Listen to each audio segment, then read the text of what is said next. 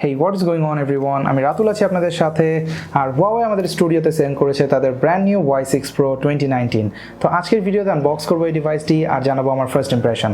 So দেরি না করে চলুন শুরু করা যাক।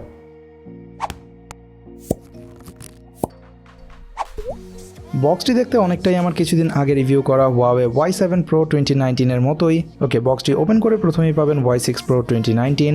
এটা সাইডে রেখে আর কি থাকছে দেখে নেওয়া যাক। তো এরপর পাচ্ছেন একটা এনভেলপ যেখানে থাকছে কিছু ইউজার গাইডস আর একটা সিম ইজেকশন টুল, থাকছে একটা regular 5V 2A charging brick, micro USB cable and একটা ইয়ারফোন হুইচ ইজ নাইস, কারণ কোম্পানিগুলো এখন বক্সে ইয়ারফোন ইনক্লুড করাটা প্রায় বন্ধই করে দিয়েছে।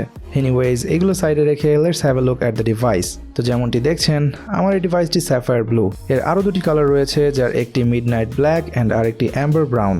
আমার স্যাফায়ার ব্লু কালারটি বেশ সাটল একটা লুক দিচ্ছে আর গ্লসি প্লাস্টিক হওয়াতে দেখতেও বেশ অ্যাট্রাকটিভ। তবে যেহেতু প্লাস্টিক তাই ওভার টাইম স্ক্র্যাচ পড়ার চান্সটা থেকেই যায়। আর এটা যেহেতু একদমই এন্ট্রি লেভেলের একটা বাজেট ফোন, তাই এবার বক্সেও থাকছে না কোনো রকমের ব্যাক কভার।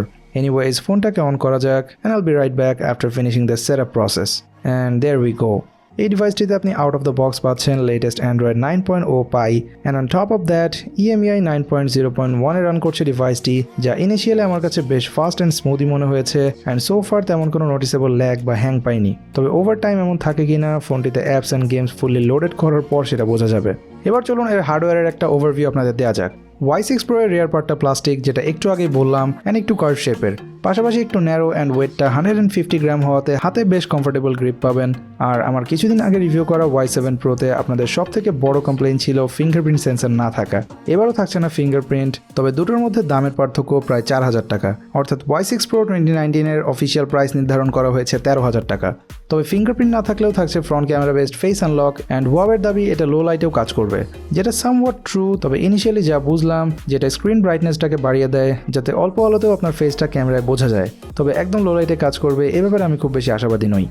এর ফ্রন্টে থাকছে 6.09 ইঞ্চের একটা HD+ রেজুলেশনের display with tear drop notch, আর নচের উপরের ইয়ারপিসে পেয়ে যাবেন একটা নোটিফিকেশন LED অ্যান্ড সেলফির জন্য এর ফ্রন্টে থাকছে একটা ফ্ল্যাশ। ডিসপ্লেটা 720p হলেও সো ফার এর কালার রিপ্রোডাকশন বেশ ভালোই মনে হলো, তবে ব্রাইটনেসটা একটু কম। সো আউটডোর ভিজিবিলিটি কেমন হবে সেটা দেখার বিষয়। এছাড়া touch latency and all that মোটামুটি ভালোই ছিল।